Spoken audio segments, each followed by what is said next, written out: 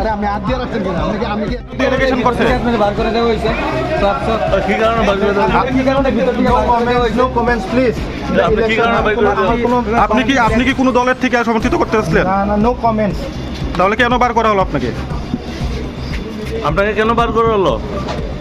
আপনার নামটা?